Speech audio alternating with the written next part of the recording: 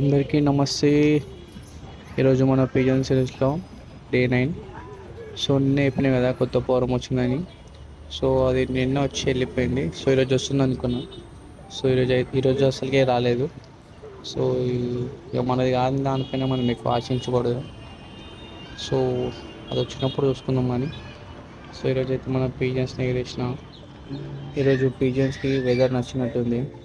So మొత్తం దూరం దూరం వెళ్ళిపోయినాయి. గంటలు ఎగిరినాయి ఈరోజు అయితే.